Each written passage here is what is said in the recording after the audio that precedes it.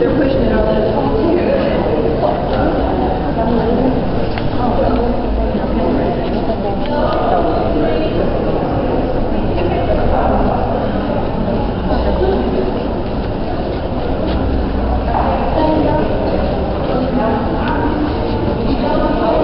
You're in your head. No camera. Coming over here.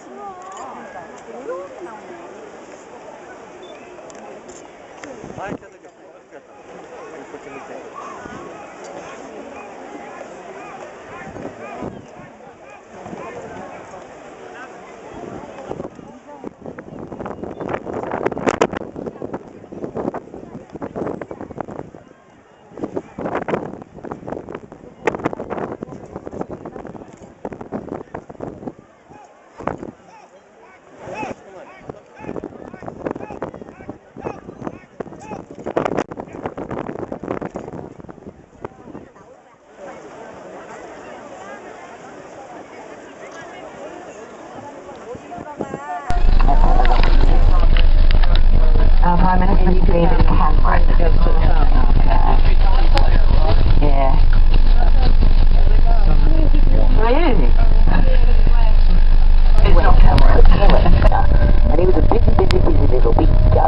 And he built lots and lots of churches, but his masterpiece was St. Paul's Cathedral. St. Paul's Cathedral. Yeah. And we're going to see St. Paul's Cathedral in a moment. It is a magnificent church and the main church in London, and it is exactly 300 years ago. Our history is nice and simple. We just blame one nationality for everything that went wrong. Alright? Who do you think that was? Our next door neighbours. Yes, the French. Especially a man called Napoleon. He seems to have been responsible for everything, even though he didn't come in here. Two heroes in London's history are, first of all, Admiral Nelson, and secondly, the Duke of Wellington, who both defeated Napoleon. Look on, as we've got a red traffic light, look behind you on the left, because you've got fantastic views. First of all, of an iconic bridge. See, any Harry Potter fans, look at the bridge behind you on the left. That's the famous Millennium Bridge which exploded in a recent Harry Potter film. And then on the other side, you see the big brown building with a chimney. That is our Tate Modern Art Gallery. Tate Modern Art Gallery. The next to it, but difficult to see, is indeed a copy of Shakespeare's Globe Theatre.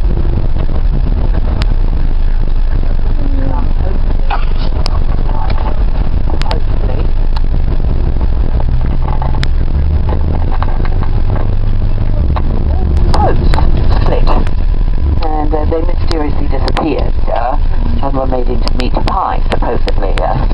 Wonderful thing to make a film about, isn't it? So this is now Fleet Street, and it is famous because we used to have our daily national newspapers. They were based here. Look, for example, at this glass building on your right-hand side. This used to be the headquarters of a tabloid newspaper called the Daily Express, but now we need factories to publish our newspapers, and it's impossible here. Everything is too narrow. We can't bring the big trucks in. So you have to look behind 21st century London, behind the Starbucks, behind the McDonald's, and look and see if you can find some little alleyways coming up on your right-hand side, because a very, very famous gentleman was living here in this part of London, and he was called Dr. Samuel Johnson. See, look at this lovely black frontage of a famous pub. Can you see it?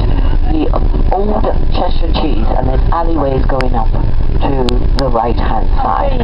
Why was Dr. Johnson so famous? Well, because he put together the very first English dictionary. And he coined the phrase, when a man is tired of London, he is tired of life. But in those days, there was quite so much traffic to make you exhausted as there is today. Yeah. Anyway, just before we leave Fleet Street, we've got one building which survived the Great Fire of London. So in a moment, on the left-hand side, you are going to see a black and white half-timbered building. You see, everything in London was built of wood, and that is how it was so easy for a fire to spread.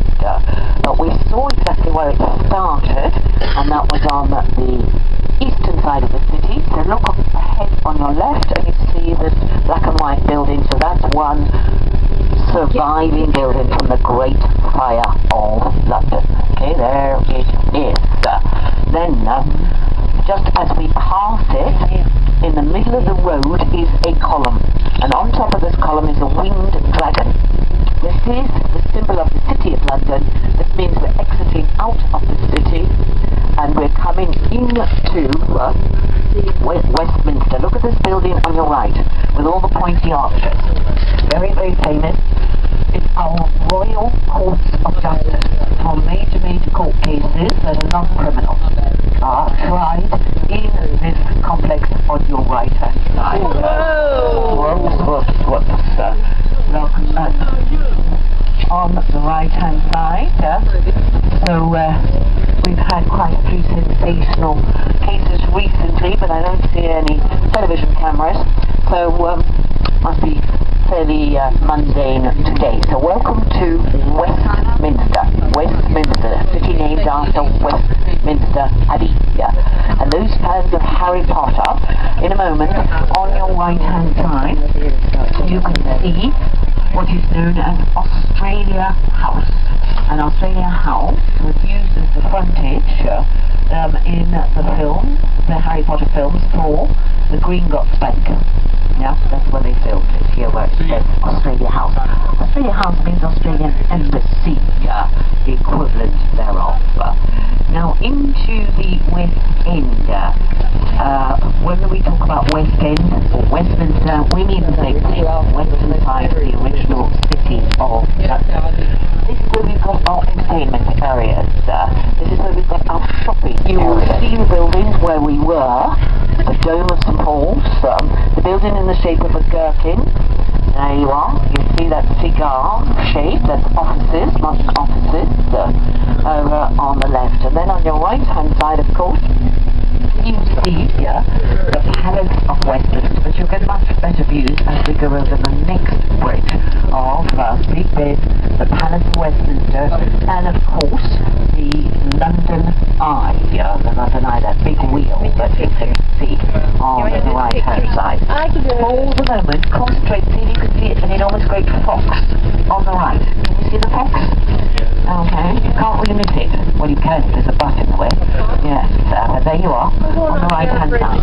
It's just there temporarily because we're celebrating, we're having a special festival.